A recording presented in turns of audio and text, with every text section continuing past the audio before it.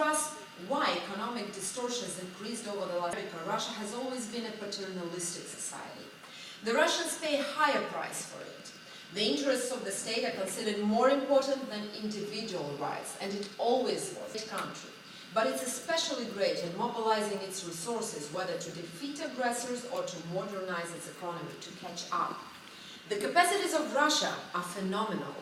In 1917, Russia, sent a man to space. What a huge difference. Its industry is almost collapsed. We need just a small correction of this economical mess we're having now needed. When a country does not protect private property, the government today increases its welfare spending because it's afraid of freedom. Market economy and competition set people free. We are enterprising people of the many skills. It's very simple. Leave us alone to do our jobs and just do yours. The Russian government has increased federal spending too. Yet we have little to show for it. Russia's economy is highly inefficient. Our bridges, roads and airports are few and many times more expensive than the most advanced constructions. 20 million Russians live below poverty line.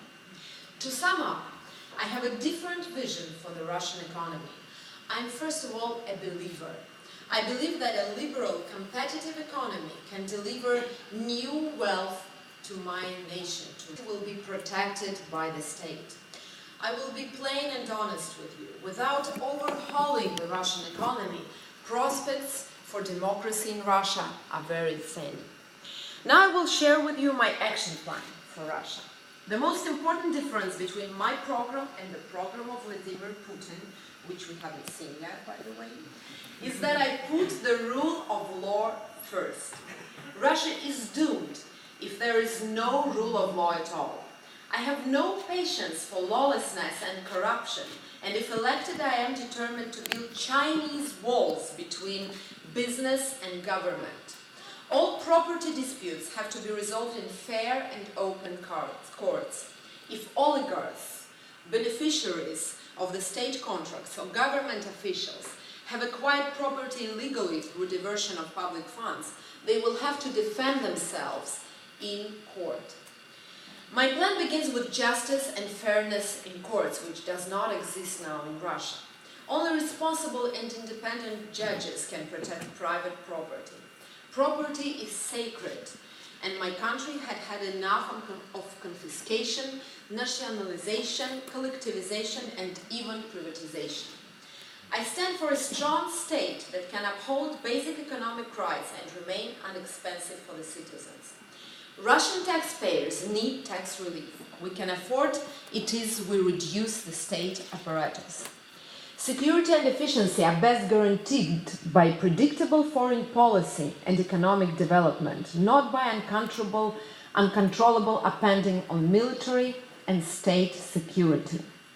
Next comes the reform of state corporations. While many liberals want to dismantle and privatize them, I propose to replace their management and open the jobs to experienced and accomplished managers, both Russian and foreign.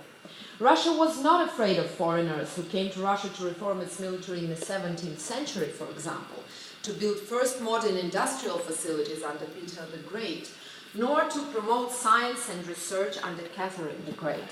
Why should the new Russia be afraid of them today? I'm going to work to abolish restrictions on private and foreign investment into Russia that have become a signature of Putin's economic policy. It's time to open strategic industries and strategic enterprises for foreign investment pipelines and to own them. This is also very important. On the state corporation, I'm a believer, and at the same time, I believe in the spirit of private enterprise and of people who live there.